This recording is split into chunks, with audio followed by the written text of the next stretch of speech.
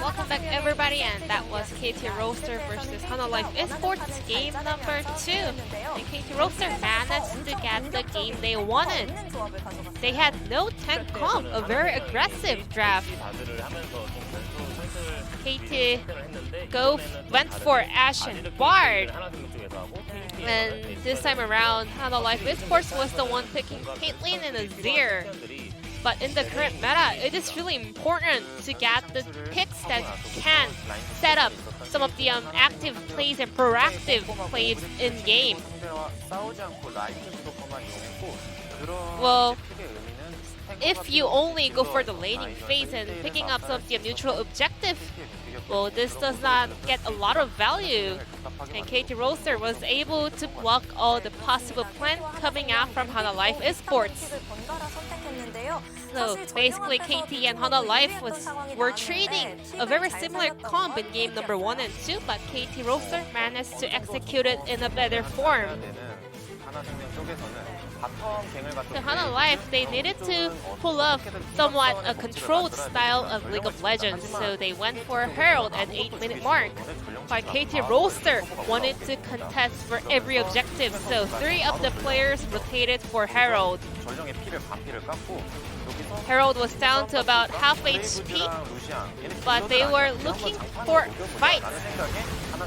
Hanwha Esports, they went for engage instantly. They saw Graves and Lucian because none of the champions can take a lot of damage.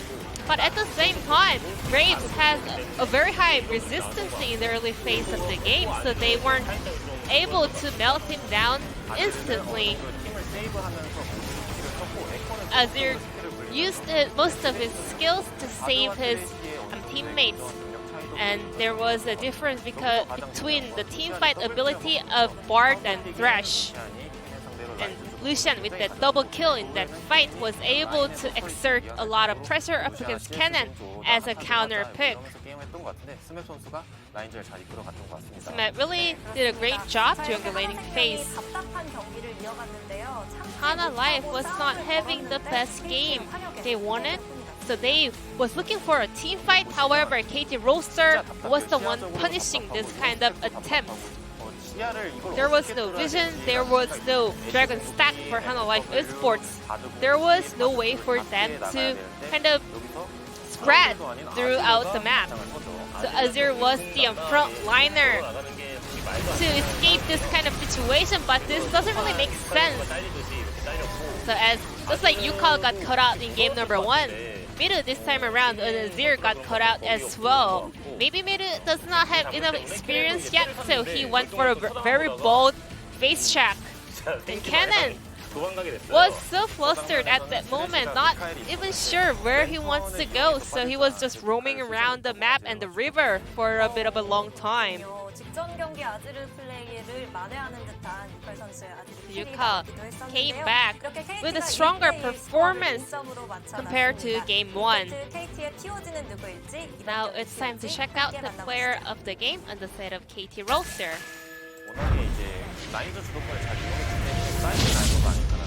Well, this time around it was support on Bard.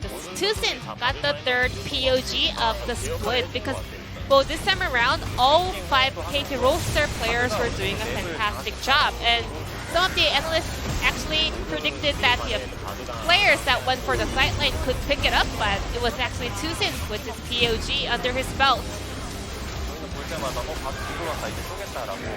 Bard was especially really smart with his utilization of his ultimate. And Tusin's Bard was really aggressive compared to other Bard players. So we had a very split vote over here. But had it not for the Lord Savior of this POG vote, this could be a little bit different. But Tusin managed to lock his POG for this game. KT Rolster still can keep their playoff hopes alive, so let's move on to game number 3. Thank you, T-Sun. As always, the Lord and Savior of the translation of the analyst desk as a 4 out of 12. Nobody knew who to give the MVP, the POG vote to. So, because I'll run you through my line of reasoning. Lucian was going even in CS against Kennen, and the reason that he eventually got such a big edge against Kennen in the lane is because Cuvée swaps to heal and doesn't use teleport to get back with Seeker's Arm Guard in order to stifle the post-recall of Lucian. So that's number one. So Lucian doesn't really do anything, Kennen sort of like hands it away. Graves isn't really doing anything either, he just does like pretty automated responses, and Trundle donks off at Rift Herald because he does Wolves into Herald when Graves has no right side camps, Lucian's coming off reset, and mid doesn't have Cryo. So of course, you're going to get handed that. Mid lane's not doing anything until mid-game. Bot lane, AD Carry gets solo killed, but Bard hits a lot of ultimates. He's also there for the Herald rotation. I mean, these are the lines of reasoning I'm using to conclude on Bard MVP. Yeah. It did feel like, though, everybody was a little bit confused as to who to give the MVP to, the POG. And it was understandable. I mean, the game was not the cleanest game we've ever seen, to be completely frank. As here we go into Pick Ban for game number 3.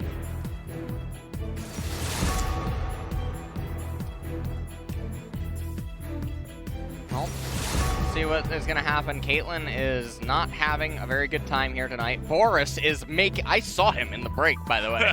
He can't even carry all the money. Oh my god, he was laughing at me. Scamming people all his life, man. He's a pro. Oh my, he asked me if I had any more oil. You know, like... It was something. It was definitely something.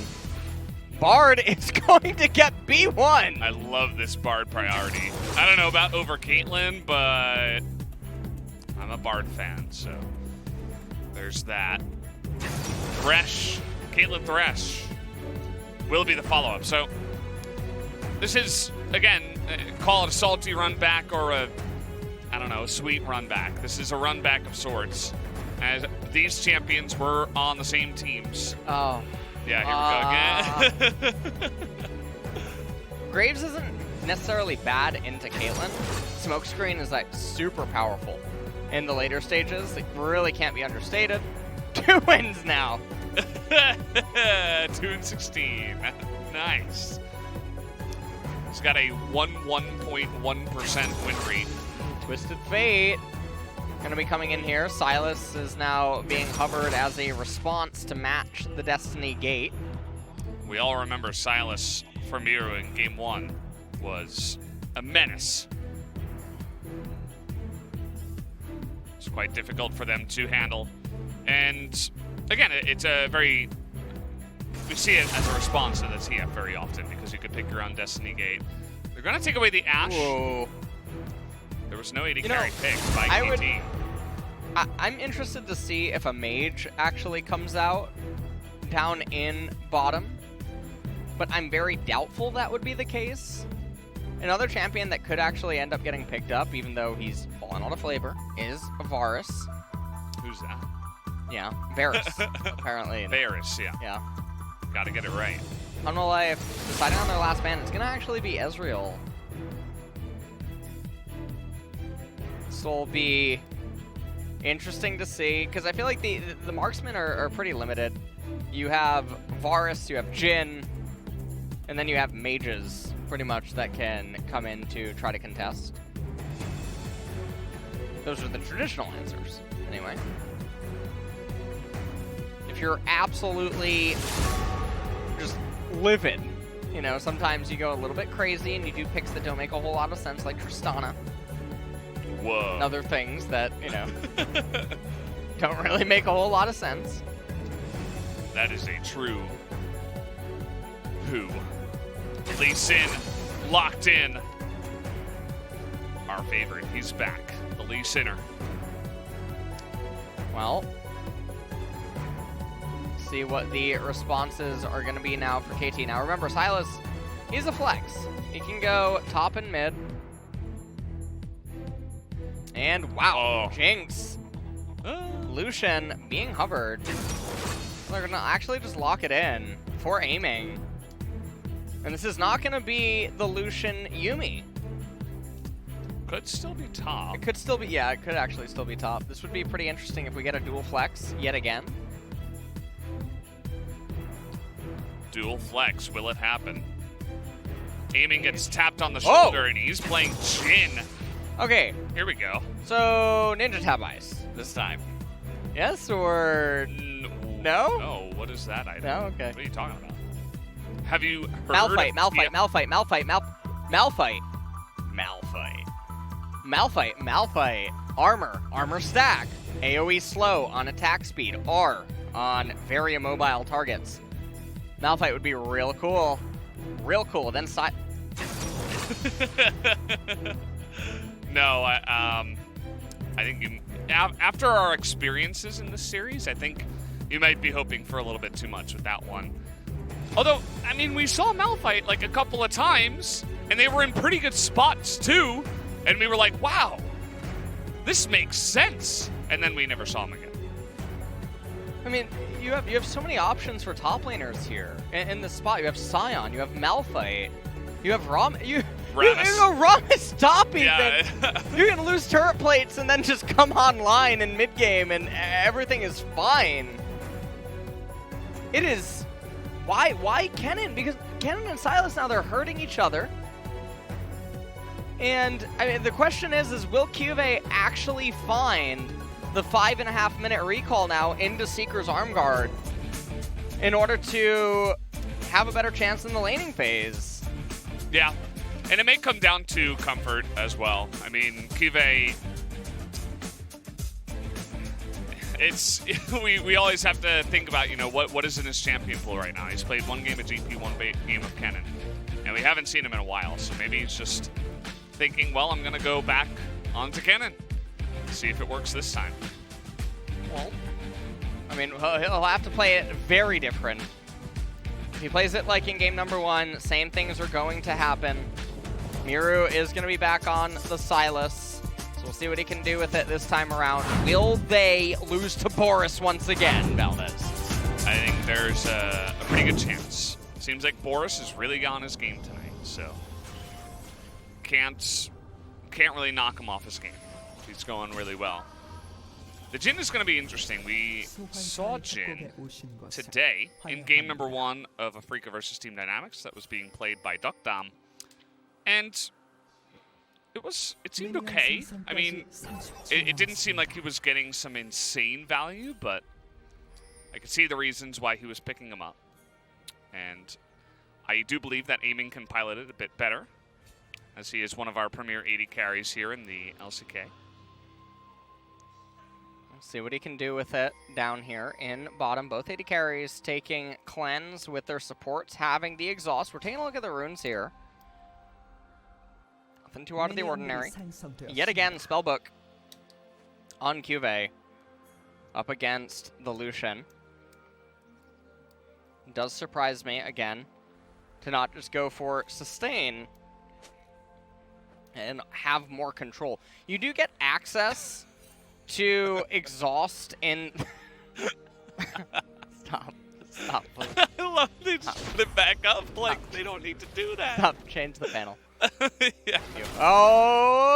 Okay, here we go. What? Ward goes down. He's able to read. He anticipates this might be a possibility. It's just so strange. All right, so they had Thresh moving up because they thought that there was going to be a fight inside of the jungle. And Malrong not having flash means he's a lot more susceptible, but in doing so, Viper now starts without a cleanse. He's also missing some EXP and some CS.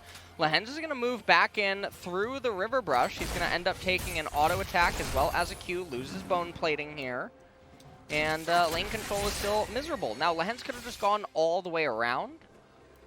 Saved his HP a little bit. Probably not going to matter, but still. Yeah.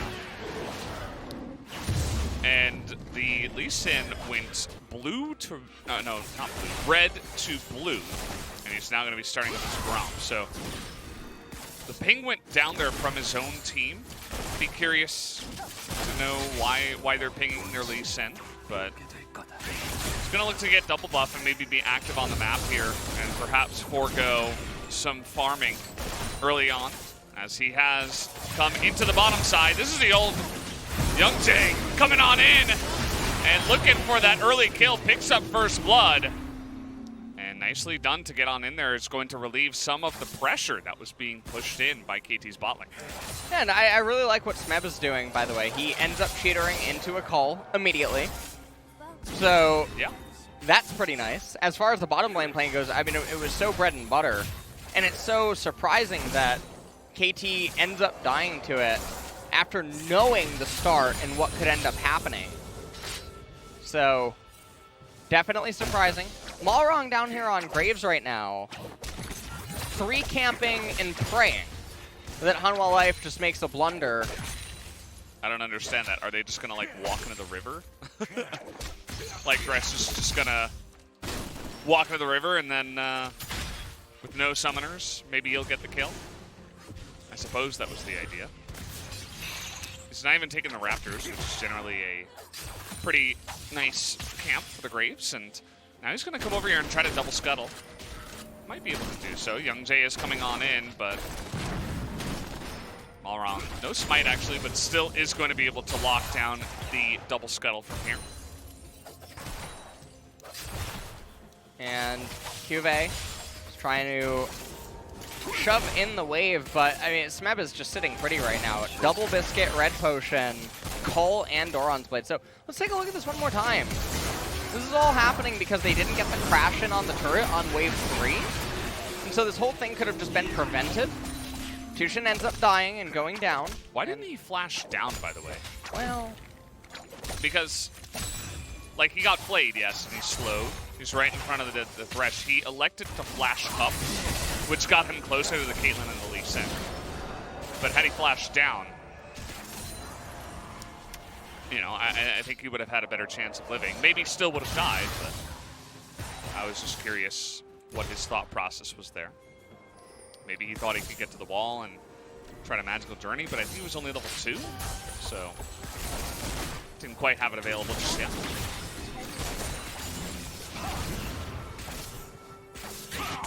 and aiming, just trying to keep this wave, I guess, shoved up, but you look at top lane, and Cube found the recall here. Oh, what? The hitbox is insane! That is a very rounded hook that Lehens has brought into this game. Really not sure how that one was able to mark its target. Bit of trading here in the mid lane. Oh my. That was some dark magic. That was some fell magic out of Thresh there. We'll see it in the replay. That's pretty insane. Not gonna lie. Well, I'm just kind of waiting for the replay. Yeah. You can see Young just coming in here trying to push it out. Samir gets a good back. He doesn't have TP. We've seen this before. It's actually more common nowadays, I feel. The junglers coming into the mid lane trying to help get their mid laners good backs. Well, this is definitely something. As again, Smeb is just in a really nice position up here in top lane. Triple sustain items. Has the biscuits. Probably going to see the replay in just a second here as we have a lot of downtime. And take a look at this. So, the fell magic by Thresh. Looking like, honestly, I don't even... That was some pretty broken stuff out of him. That was a Warlock hook if I've ever seen one. Bard is, he's a bit thick. He absolutely is. With 2 C's, of course. And unfortunately, that allows you to get hooked a little bit better. That's what happens. So Barty's gotta handle that for the next game. And that's pretty unfortunate for Tucson. He is, of course, down now 0-2. You can see Cube here actually getting a pretty good read about this one, and we got Lehens coming in as well. The sun will go down, but the lantern is perfect as a really nice response now from the side of Hanwha Life. Lehens able to get there on time. And, I mean, looks like the cannon will be saved. Lehens able to pick that up for Cube. Oh, he's going to get it all. Yep. So not a whole lot of denial going to be achieved here by KT and Hanwha Life. I mean, with that initial Infernal Dragon, it's pretty valuable for them. Bilgewater Cutlass now picked up for Lucian as he makes his way back up into top lane. And Cube's in a really weird spot where he doesn't want to stay in the lane, because if he stays in the lane for this wave, and the next wave, and the wave after that, Lucian just benefits so much more with sustain and it'll lock him in. So I feel like this is one of those spots where you have to hard shove the wave, or you take this wave, wait for the second wave, which is passing top tier 2 now, let it get there, and then just AoE the entire wave and kill it to get the reset off. Because as played, now Lucian can take the next wave, crash it into Cube's turret, and then pull the next 3 future waves and maintain a very good stranglehold over the lane with the freeze. But no, it looks like he's actually slow pushing. And the only reason I could assume that he's doing this is because Graves is going to want to go to Scuttle Crab and get Herald. Okay, well, I guess. Yeah, well, I thought we were going to have Herald squad maneuver from mid straight up into the Herald, but it didn't happen. I would imagine these two teams love their Rift Heralds. It's just the way they want to play. They want to be proactive, even if sometimes they don't win the trades from it. But for now, nobody's really focusing on that objective. And yeah, we're just kind of sitting here waiting to see which team is going to make that first move. Hanwha Life did pick up that early Infernal after the trades down on the bottom side. And potentially make a play down here. The red card, not going to be ideal. Not going to be ideal at all. But Flash comes out of Miro at least. Trade for the Tempered Fate. Yeah, and Viper, meanwhile, down here in bot lane, just shoving it in. And Hanwha Life, I mean, the gold score is totally even. But they have that one Infernal Drake on their side. So it's going to be another one of these games going on here. Smeb just waiting for the wave to eventually come back into him, as it is pushing into Smeb. And will he just instantly wave clear it? I mean, this is something that could end up happening. No, he's just last hitting. Rod of Ages has been complete for TF. We're at 10 minutes into the game. By the way, why did you gasp? We have a Ninja Tabby purchase by Viper. Viper has purchased it. He's the first one on his team. All right. So we're 1 for 6. All right. Now, okay. 1 for 6. Now, will we have any more? Is the question. Because I was talking to you in between the games, and obviously some of the itemization was frustrating us during game number 2, and I was just saying, you know, I wonder if the coach is actually just going to go up to them and say, you guys need to fix your itemization. Yeah. And will we see any change? And lo and behold, we do start off with one here for the Caitlyn, of all people. As nice amount of burst damage coming out of Malrang, really just trying to push Young Jay out of there as Tempered Fate comes in, but he gets himself involved. As do they have the burst damage? In goes the Lee Syndrome. Does he get the kill? It doesn't look like it, as the Ignite will take him down. Malrang going to end up picking up the kill as Young Jay not able to calculate that trade. And yeah. Hanwha Life are just playing super overly aggressive for no reason. Speaking of which. Ooh, okay. Flash play, and okay, well. Nem's Cloak is just so good. Yep. Especially for champions like Jhin. Big trade.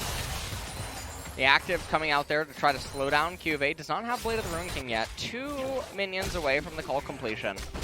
And KT, I mean, they should be able to get the Rift Herald. Graves gets Rift Herald. He might just come top lane and plant it for loot. I mean, he could just summon it, to be completely honest at this point. He doesn't need to walk up, although he might invade red side jungle immediately after.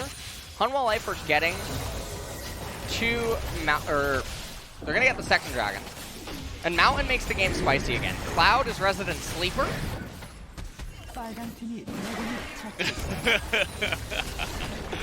There you go. Cloud Soul is on the way. That is going to be the choice here. As Kive, you don't want to face check that brush. Had the attack pressed upon him. And yeah, I mean, they weren't able to take out that top turret, which is pretty unfortunate. You guys can see the tiny amount of health that it has up there in the top right. as we're going to once again break down this mid lane fight. So Graves just presses for damage against Lee Sin. The reason I find that so surprising is because Lee is in such close proximity with Smite onto the Raptor camp, so he'll be full HP again if he wants to be anyway. They lock down Tushen, and then he goes in, thinks that he's going to get the execute, and if he would end up getting the execute and getting the triumph back, he would live through the ignite. Yeah. So that could be something that he's 야야야 calculating. 잡았어. I got him. 잡았냐? I got him. I like how throughout this whole trade he activates the refillable potion right at the very end. 이게 점화지. It's 나이스. like, this is Ignite. Ignite. Yeah. The power of Ignite. He's trying to prove to his teammates just why he has picked Ignite Graves Jungle twice in a row.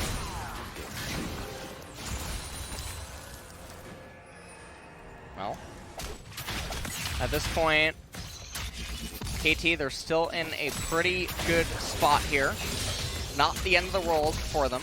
However, depending on the boots that start coming in for the opponents, things can definitely get interesting.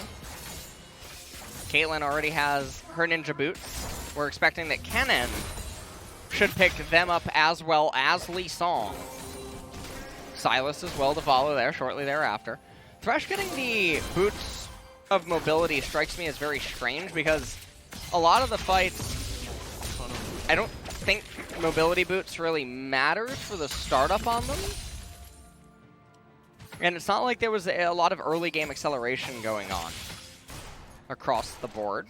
There's not a lot happening in the game right now, so items are basically the thing that we can really look at and dive deep on. I mean, Young Jae is going to come up here in top lane and look for something, but Twisted Fate going to foil his plans. Wait, No, it was Silas.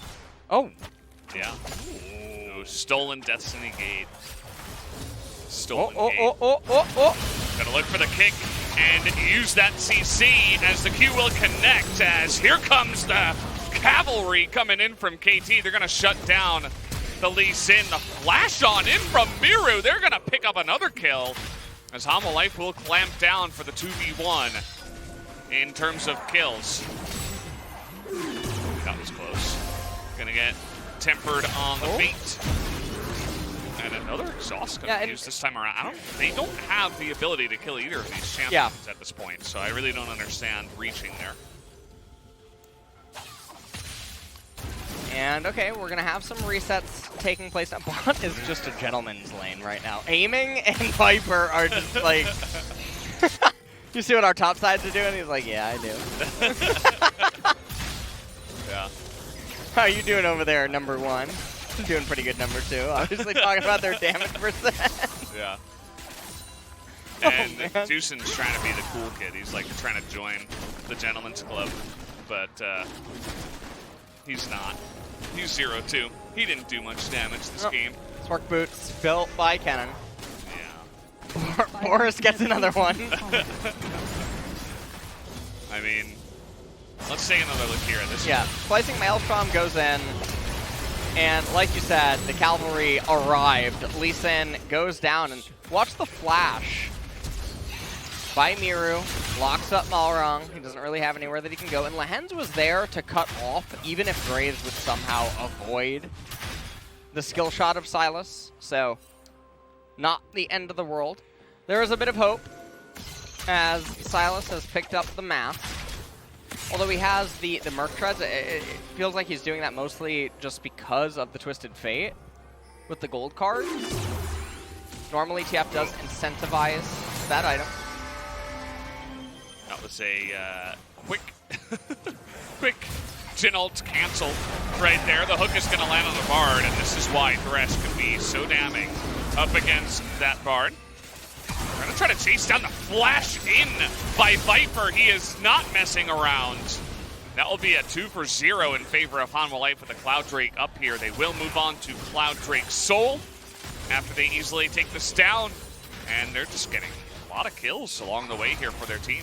Yeah, I mean, Hanwha Life are just cruising in this game now at this point. Aiming not even is, over. yeah, he's done. Destiny Gate, you see UCal, he's like, well, this is awkward. I guess I'll go mid. And actually might amount to a kill here as the culling stolen and does 0.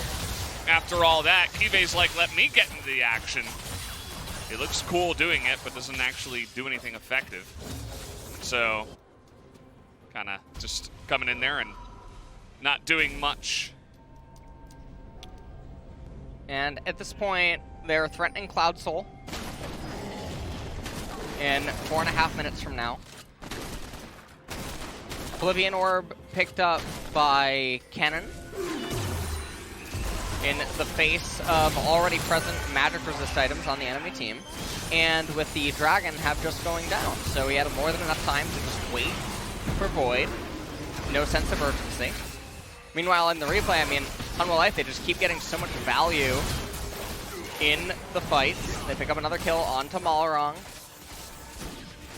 Yeah, the fact that Tucson is just walking up to the Thresh and getting hooked, that shouldn't happen, right? That doesn't often happen in our games, and it shouldn't be happening. The culling is here. Viper's like, yeah, you can take it.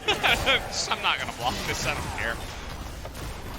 And maybe the angle was weird there. Maybe he just didn't want to be the next victim. Either way, that is going to be the lockdown onto Thresh. And the kill on the mid lane turret, so a little tidbit taken there by KT. I mean, it really just feels like these two are really going back and forth. I mean, we see the Bard ultimate here. Viper able to get to the Lantern.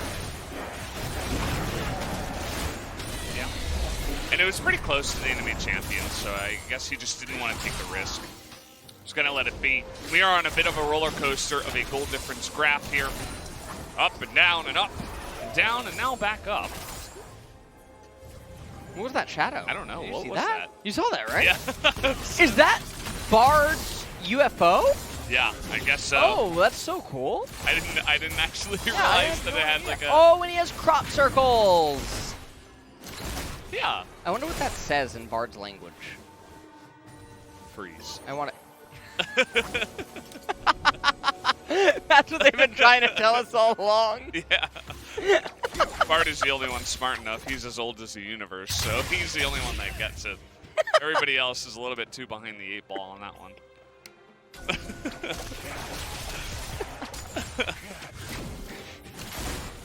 Oh. All right. Bard is, you know, definitely a gentleman here. Yeah. UCal is going to finally raise the spot tier 1 turret and push on into the next wave.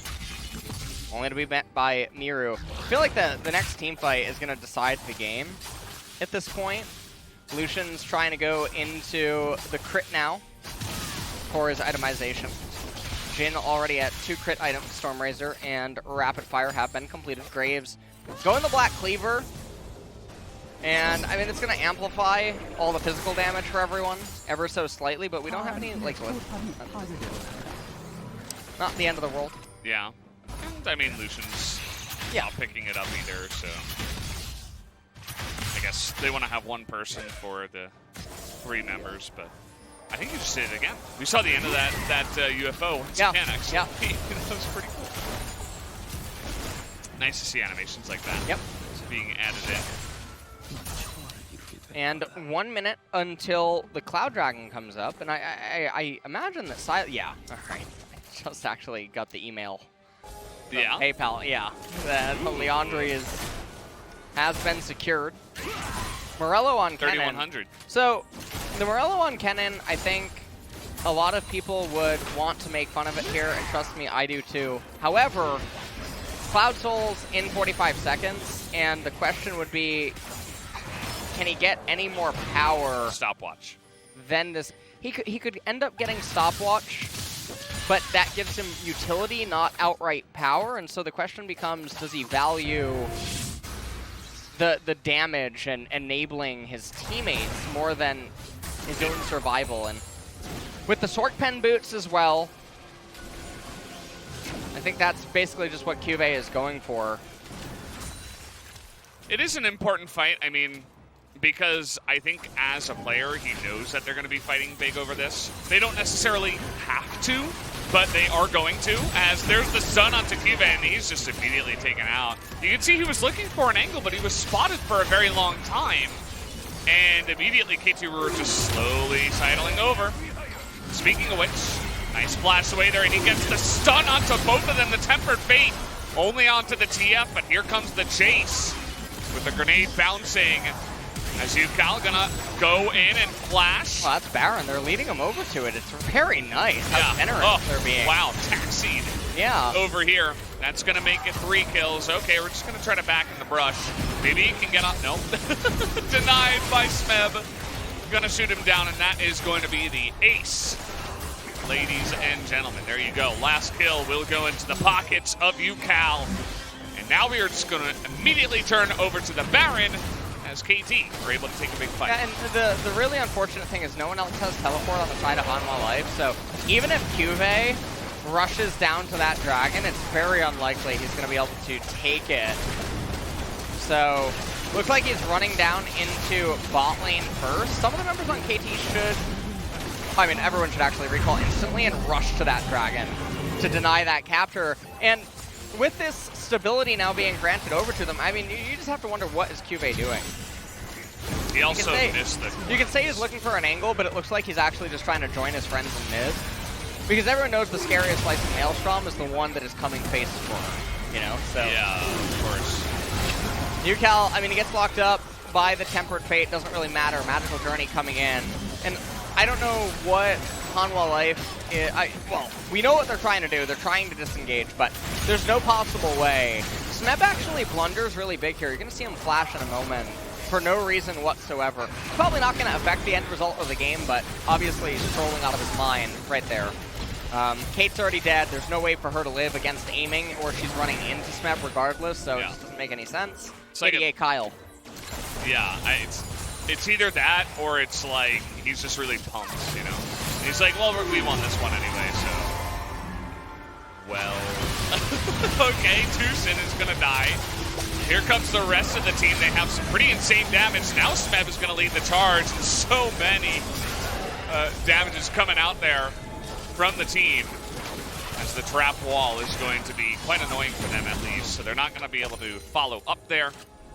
With the Baron, it is a 1-for-2 in favor of KT. I think it could have been a little bit cleaner, but either way, they're still going to take the victory in that little skirmish.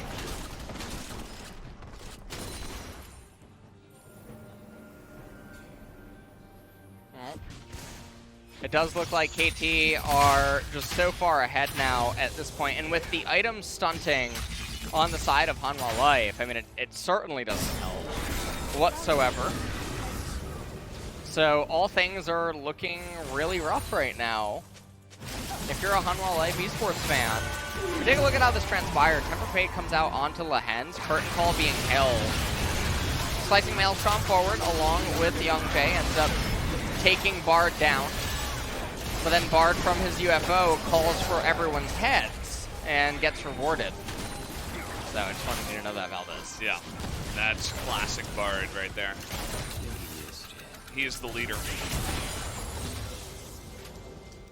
And remember, guys, they still have Baron here. They have a little bit of a Baron power play, about 2.3 thousand. But there wasn't any really critical damage done to the base of Hanwha Life. They didn't take any inhibitor turrets even. Everything's mostly standing here, even the inner turrets. The tier 2 turrets all still standing for Hanwha Life. They took the 1-for-2 fight, and that was about it. So, still in the lead, but this is something that I think if it were, you know, a top team in the LCK, they probably would have capitalized a little bit more. As that is going to be a really nice ult. Can they follow up on it? The stun will come in. Cube gets a nice slicing Maelstrom and does a ton of damage to that front line as the cards are coming out. But now, here we go. It's Silas's turn. Oh, red card. Yeah, coming out there, and he is so dead. Oh, here it goes back in. Hanwha Life are coming back somehow in this game.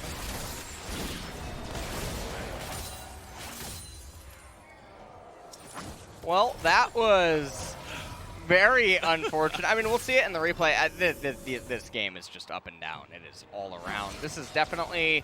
I feel like I'm taking a ride on parts. Yeah, we are on a right roller now. coaster for sure. Tempered Fate hits 3 people.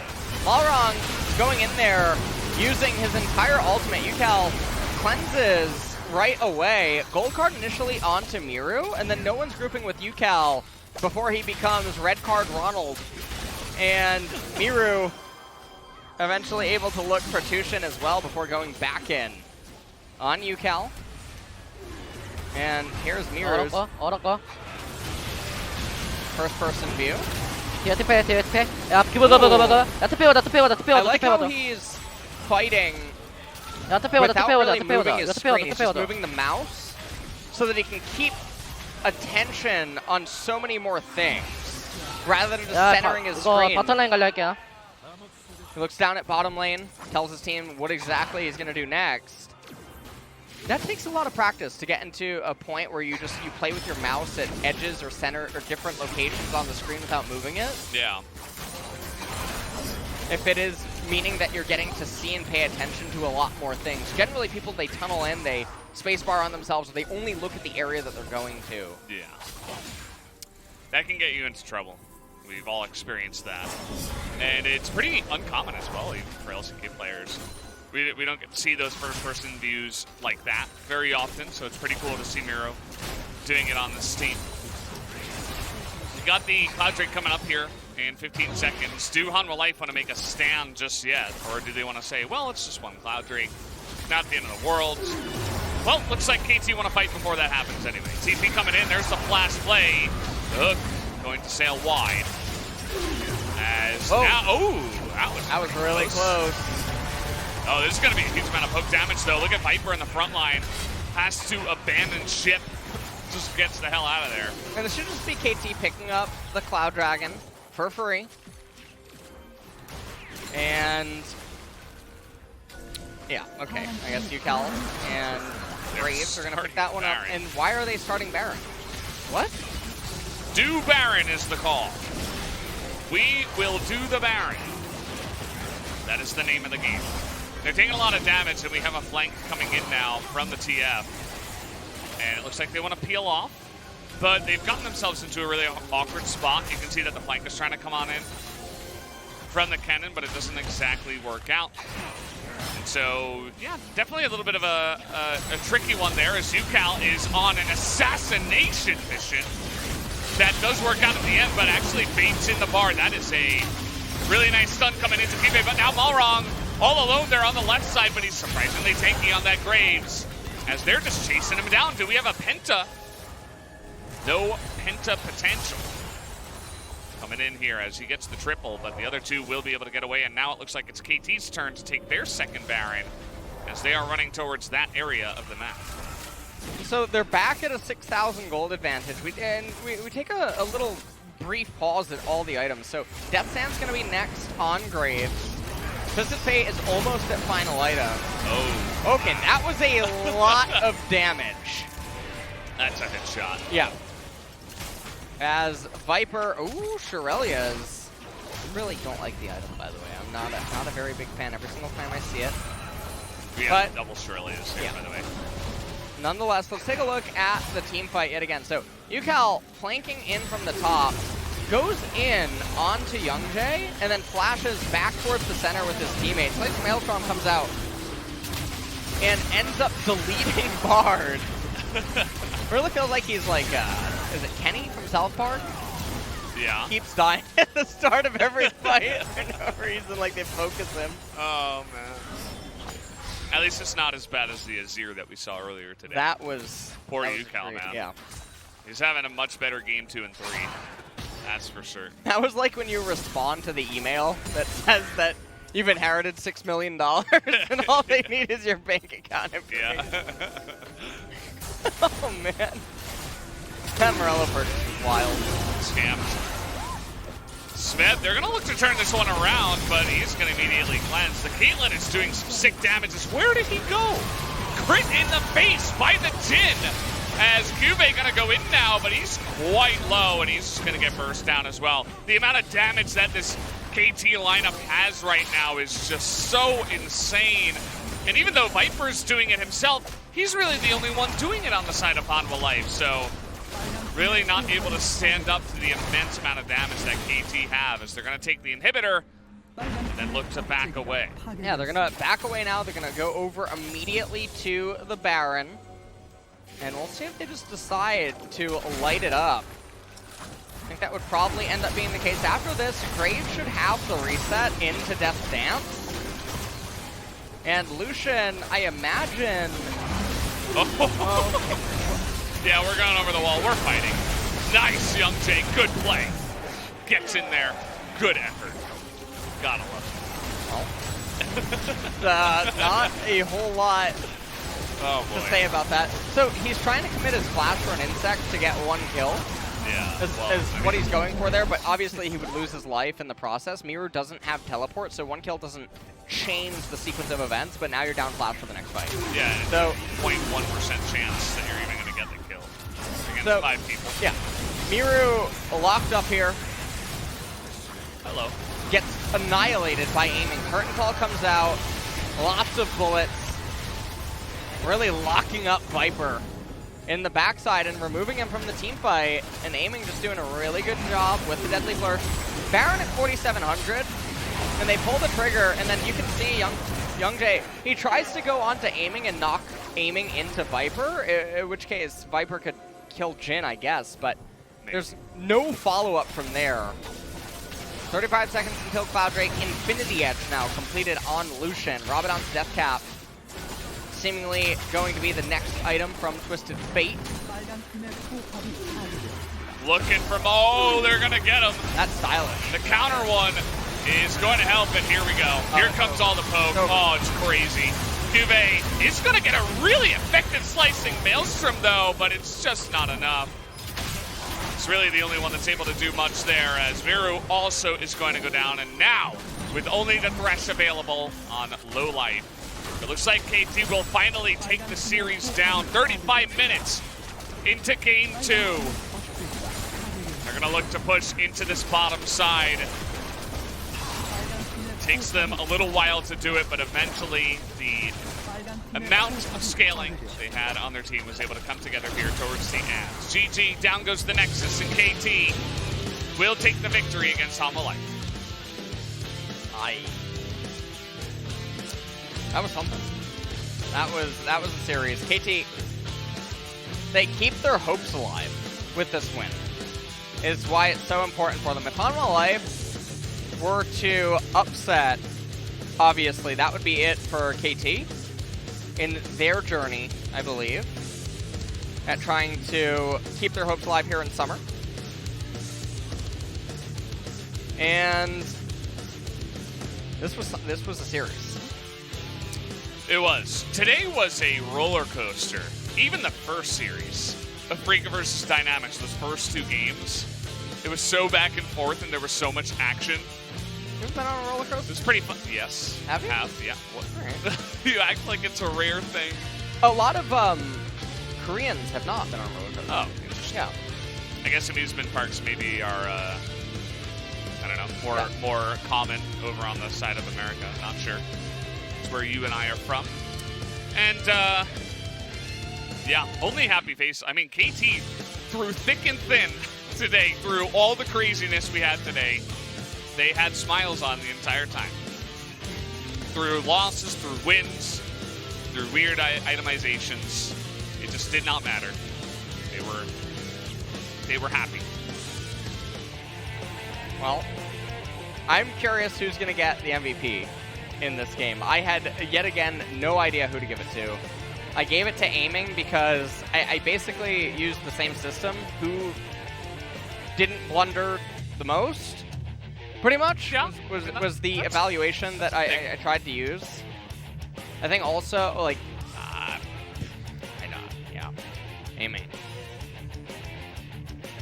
Bard did get picked on a little bit. I don't know what's going on here. Are they doing the cheer? Nice. all happiness here on the side of KT. It really does feel like they've kind of come in today with this attitude of like, whatever happens, we're going to have a good time. And I can kind of understand it because it's the first series where after the loss against T1, it's like, well, getting into playoffs, even if we win every single game, there's still a decent chance we're not going to get in. So maybe they've kind of just said, guys, the season, you know, it's not looking great for playoffs. Let's kind of just release some of the pressure, try to play decent League of Legends, have some fun.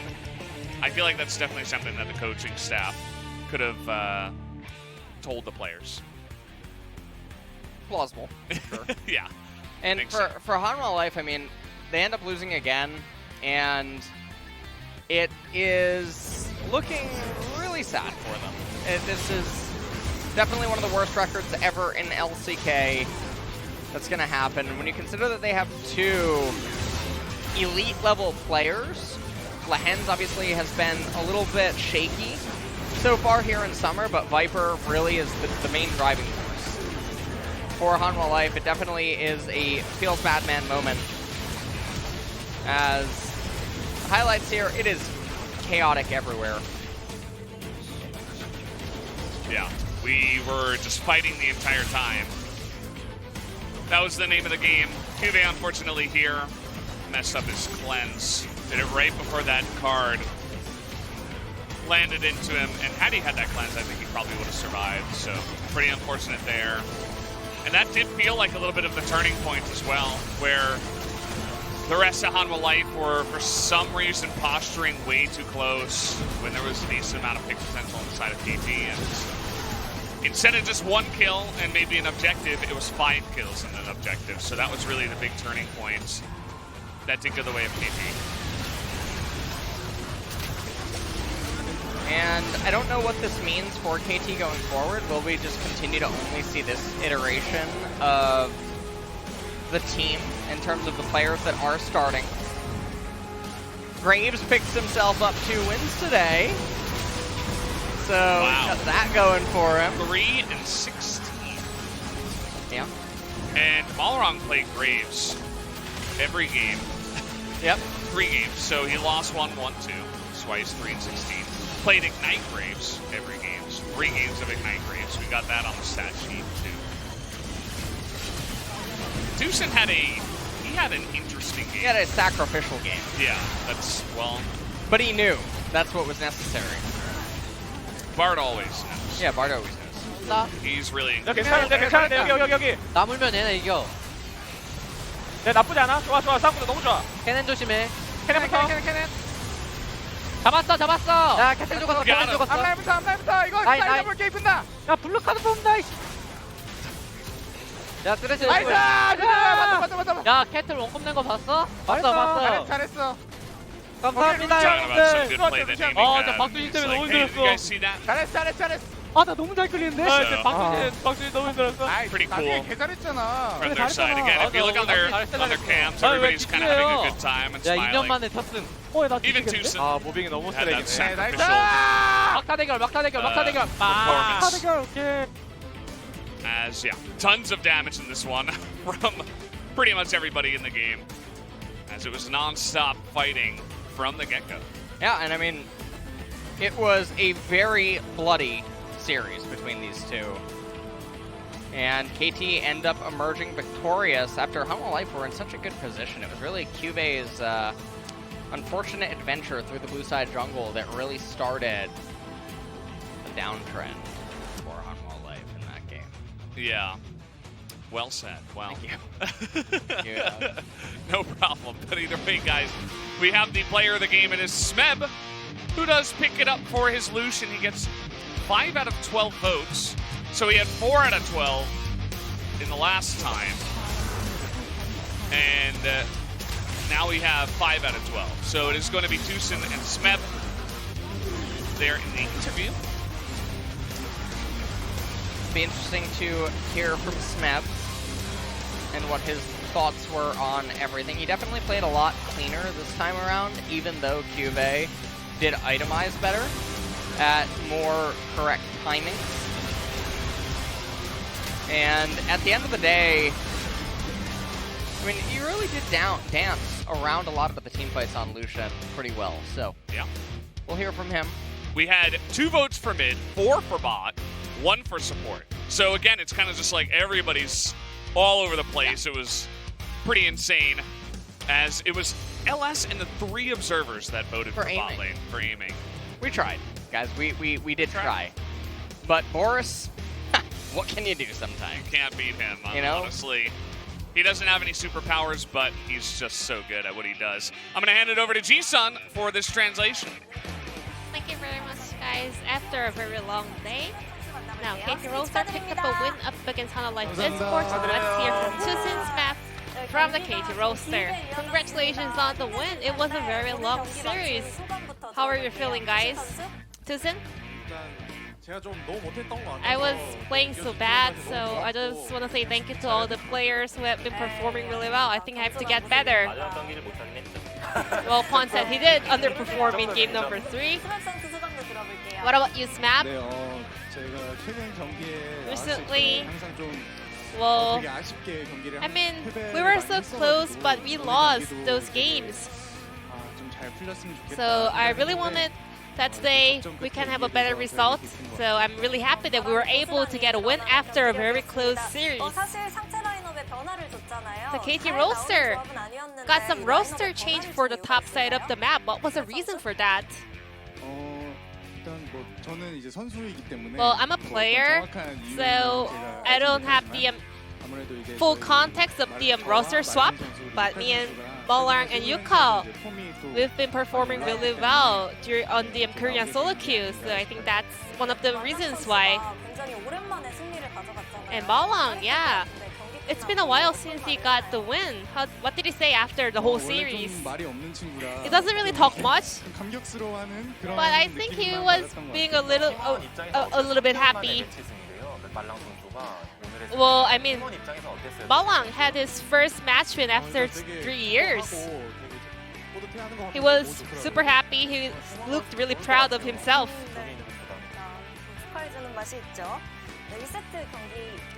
Let's go back to game number 1. Well, Hana Life had a very one-sided victory, but you guys stick to the Graves jungle pick. What kind of feedback did you guys have after losing the first game? We lost because we made mistakes, so we thought that we couldn't make the best value out of our comps, so we believe that if we get rid of the mistakes, we can get the better results. Let's talk about the draft first. For Tusin, you guys, we saw a lot of Caitlyn and Bard trade coming in for a very early phase of the pick and ban. Was the Bard the key pick for today's series? I think Bard is on the top of the tier list. And also, in a team games, like competitive matches, it's really hard to play into Bard, so that was the main reason. You used your Bard ultimate whenever it was up. So do you think you have to like hold on to the best timing, or do you have to use it whenever it's available?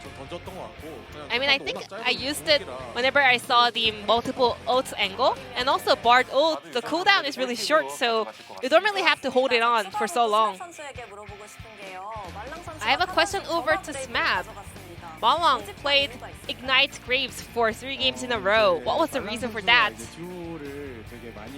So me and Balang are playing duo ranks a lot, and he is really good at playing Graves like the LPL players. So this time around we went with a very aggressive style with that Ignite. And Smap, this was your first Lucian here in the LCK. You also performed really well. Well, while playing solo queue recently, I kind of recovered my confidence. So I think, yeah, now I can pick some of the aggressive picks like Lucian. And I was really happy that I was able to execute it and pilot it really well in game. So, KT Rolster, your comp was not that simple, so what was the best strategy under that comp? As I locked in Lucian, I was trying to exert a lot of pressure around the side lanes, especially in game number 3. we wanted to utilize the mobility of Twisted Fate and Bard. So that was the focal point of that game. Bard in Game 3 was getting a lot of deaths during the laning phase. I think that was one of the worrisome moments for KT Rolster. What did the players say? Well, I mean, my teammates were saying it's okay, but it was not okay because I died because I played bad. And I could survive some of the moments, but it was solely because of my misplay. So because I made a lot of mistakes, I thought that I have to pay it. I mean, I have to perform better for my teammates in the later phase. How did the players see the whole situation in that game? Outside of my deaths, well, I didn't really think that our team was behind. We had a really good comp, and we had a very strong late game power spike as well. So we saw a lot of fights coming out, and was that your intention to open many fights, or were you guys just taking the fights that Hanwha Life was opening? We had a very high mobility comp, so when we could outnumber the opponents, we wanted to like open some fights when the opponents cannot really react to it. And Smab. Han has a question over to Smab. And when you first rejoined KT Rolster, you were not at your best form, but now you are stepping up. What was the motivation for that? When I was having a time off during the spring split, I couldn't really concentrate, and I didn't have the ideal surroundings to focus on practicing. So as I joined the team coming into the summer split, I had better environments to practice. So you're the ace of KT Rolster, the shy here in the LCK. Tusin, what do you think about those comments? I mean, Smab, our multi-role player here in the KT Rolster, he's doing a great job. And I mean, he's always reliable. I hope he can keep up the great work.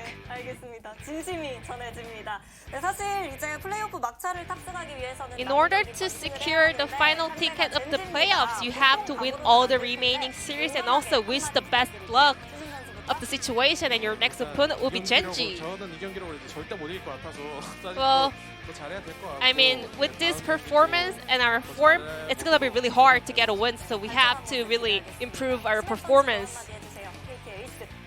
What about you, the ace of KT Rolster? Well, I think my form during the scrims was really good, but in game, in competitive matches, I kind of make a lot of easy mistakes, so I was losing some of my confidence, but with this victory, I hope I can rebuild my confidence. And I think with this kind of momentum, I think we can take down Genji. Wish you the best of luck and improvement on your form. And this will be the end of the interview with Tusin Smap from KT Rolster taking down Hanwha Life Esports with 2-1 score. So after this long night, now finally, let's check out the updated standings in the LCK. Thank you, G-Sun, for the last translation of the night. As we do have the results here, KT do take the win, which again, they're still 2 games behind Afrika, so this is what we were talking about. The getting into playoffs is not entirely in their own hands. Yeah, and I mean, you look at KT's remaining matches, and they are running the gauntlet. They face Afrika, Damwon, and Genji. So, well, yeah, well.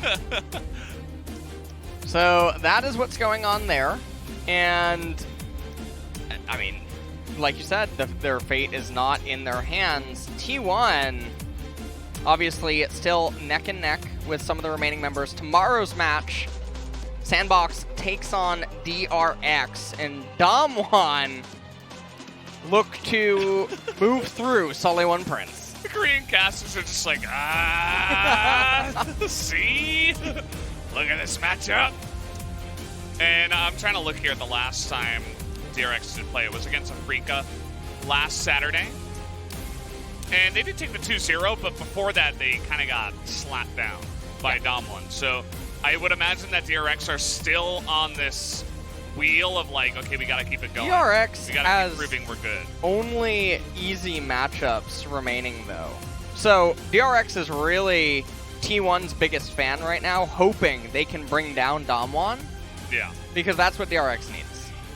And that will be a really interesting matchup because it's going to be two top teams, and also it's going to matter so much for the standings because it'll affect Dom1, it'll affect DRX, T1, and Gen G potentially. So there's other stuff at crazy. play, right? Which is T1's points. Because LCK operates with a point system, Very T1 true. might just go to World soon. could happen. If they place high in the playoffs here, you would imagine they would at least win off of points, which would be interesting. But guys, it's been a long day. Thank you for joining us throughout the entire day. We will see you tomorrow for more of the LCK.